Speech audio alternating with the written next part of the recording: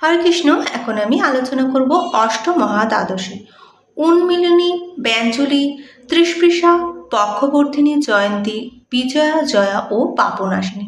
এই 8টি মহাদ্বাদশী মহাপুণ্যপ্রদা ও সর্বপাপহারিণী। ইহার প্রথম 4টি তিথি যোগে, শেষ 4টি নক্ষত্র যোগে আবির্ভূত। সম্পূর্ণ একাদশী যদি বৃদ্ধিপ্রাপ্ত হয়ে পরের দিনের প্রাতকালকে স্পর্শ করে তবে পরদিবসের দ্বাদশী উন্মিলিনী নামে খ্যাত। একাদশী যদি সম্পূর্ণ হয় এবং দ্বাদশী যদি সম্পূর্ণ হয়ে ত্রয়োদশীতে বৃদ্ধি পায় তার নাম ব্যঞ্জলি মহাদ্বাদশী। যেদিনে একাদশী, দ্বাদশী ও রাত্রি শেষে ত্রয়োদশী সংযোগ হয় তার নাম ত্রিস্পৃশা মহাদ্বাদশী। দশমীর অর্ধনিশা থাকবার পর একাদশী হতে ক্রমান্বয়ে বৃদ্ধিপ্রাপ্ত হতে হতে অমাবস্যা ও পূর্ণিমা বৃদ্ধিপ্রাপ্ত হলে পক্ষবর্ধিনী মহাদ্বাদশী বলে।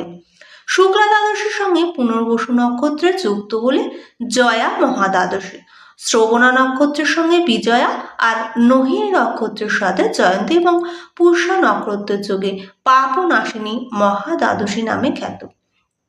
মহাদ্বাদশী প্রাপ্ত হলে তার পূর্ব একাদশী ত্যাগ করে সেই দিনই ব্রত করতে হয়। এই দ্বাদশীতে ব্রত করার ফলে একাদশী ব্রতেরও ফল লাভ হয়ে যায়।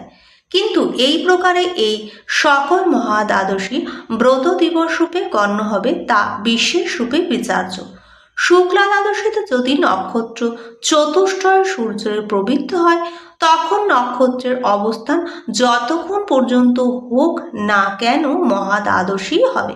কিন্তু যদি সূর্যোদয়ের পূর্বে হয় তখন নক্ষত্র দ্বাদশী বাসরে দিবারাত্র থাকলে অথবা তদপেক্ষা বৃদ্ধিপ্রাপ্ত হলে মহাদ্বাদশী হবে। দিবারাত্র ন্যূন হলে হবে না। তিথি বা নক্ষত্রের মান অহরাত্র 60 দণ্ড থাকলে তা সম্পূর্ণ। সমান বা সমবিশেষণে বিশেষিত। একাদশী সম্বন্ধে বৈশিষ্ট্য এই যে একাদশীর পূর্বে অরুণ হইতে পর অরুণের পরবর্তী সূর্যোদয় পর্যন্ত 64 দণ্ড থাকবে, তা সমান হবে। আবার নক্ষত্র গঠিত মহাদ্বাদশী সম্বন্ধে আরও একটি লক্ষণীয় বিষয় যে দ্বাদশীর সূর্যাস্ত পর্যন্ত থাকলে পুনর্বসু, রোহিণী ও পুষ্যা যোগে মহাদ্বাদশী হবে নতুবা হবেই না। কিন্তু শ্রাবণ যোগে দ্বাদশী বেলা 1.5 প্রহর পর্যন্ত থাকলে সেটি বিজয়া মহাদ্বাদশী বলে ধরা হয়।